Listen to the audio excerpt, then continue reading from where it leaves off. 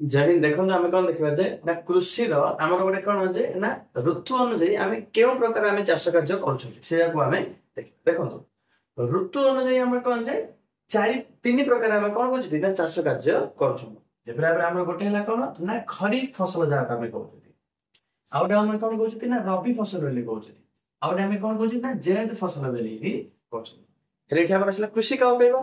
ना खाद्यर आवश्यकता पूरण करने मिले आमर कौन ना कृषि कार्य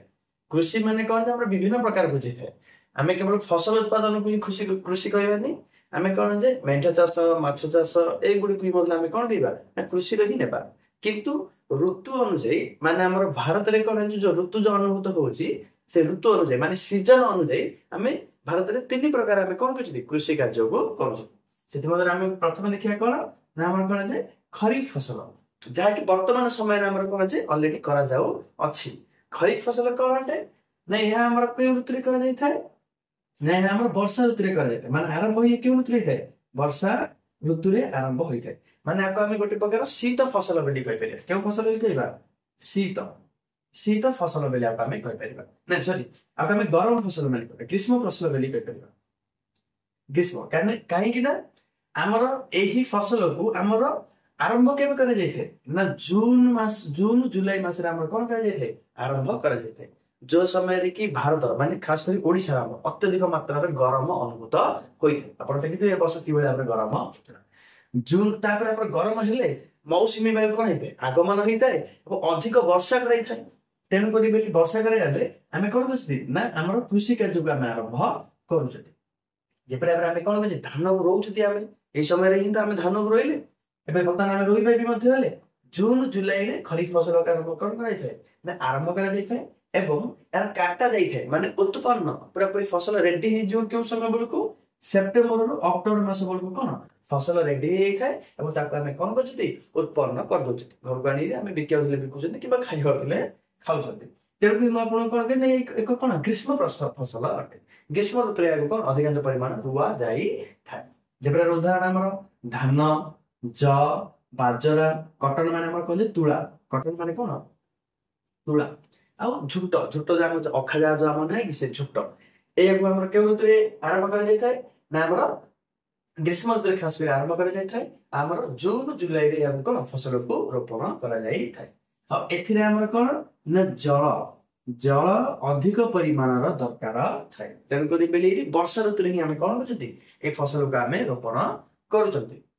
तापर हम जतले फसल जतले हम रोपण करदबा एवं हमर आवश्यकता पूर्ण करदबा तापर हम जमीन असे पुणी थे हम हाउस गोटे चाष करछथि सेही चाष जो हम कोन किबा रबी फसल बेली कहबा रबी फसल या हम अक्टोबर मास में हम कोन धान को किबा जब के बाजार को हम कोन करले उत्पन्न कर देले तापर बिलो को हम पढ़ा रखु ना तो आउ थे चाष कार्य करछथि सीधा हम कोन ना अक्टोबर रो डिसेंबर मास में हम कोन ना रबी फसल को रोपण करा जाई थाय किबा हमर कोन जे चाष कार्य आरंभ करा जाई थाय या को हमें शीत फसल बोली कहि परिया कोन कहबिरा शीत फसल बा शीत ऋतु रे फसल हमर होइताय एवं जल भी मध्यले कोन ना एथि कम आवश्यकता थाय का अपेक्षा खरीफ फसल अपेक्षा आ अप्रैल मे मास रे कोन करै थे या को काटा काटी करी कि या को हमें कोन बिक्री करिया पे किबा खाद्य आवश्यकता पूर्ण करिया पे मिले हमें व्यवहार रे नै आउछु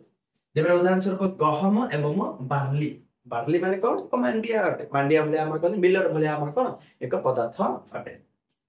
हेला तो हम कोन दले ना शीत ऋतु रे हम कोन कले ना हम आपको रोपण कले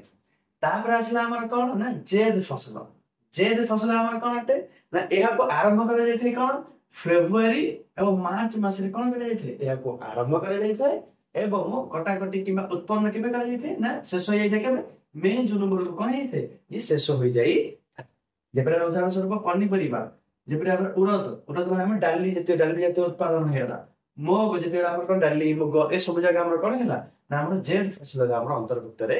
जीव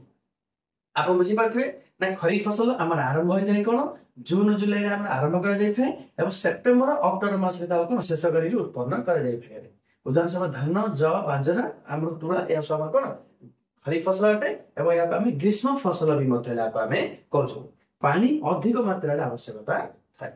सेपरे हम रबी फसल आरंभ होइते अक्टोबर एवं डिसेंबर मास रे आरंभ होइते एवं शेष होइते केबे अप्रैल मे मास रे याको शेष करा जाई थाय ଏବଂ ଏହାକୁ ଆମେ ଶୀତ ଫସଲ ବି ମଧ୍ୟ ହେଲେ କୁହାଯାଇଥାଏ। ଇଏ ଆମର କଣ ଜଳ କମ ପରିମାଣର ଆବଶ୍ୟକତା ଥାଏ।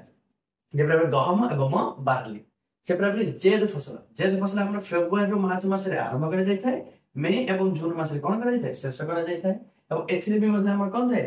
ଜଳ ଅଧିକ ଥାଏ, ମାନେ ଯୋଉଠି ଜଳସେଚନର ପରିମାଣ କଣ ଅଛି ନା ଭଲ ମାତ୍ରାରେ ଅଛି, ସେଠି ଆପଣ ଜେଦ ଫସଲ କରିପାରିବେ। ଯାହା ସବୁ ପନିପରିବା ଏହା ସବୁ ଆମର କଣ ଅଛି ଅଧିକ ପରିମାଣରେ କଣ ହେଇଥାଏ ଜଳର ଆବଶ୍ୟକତା।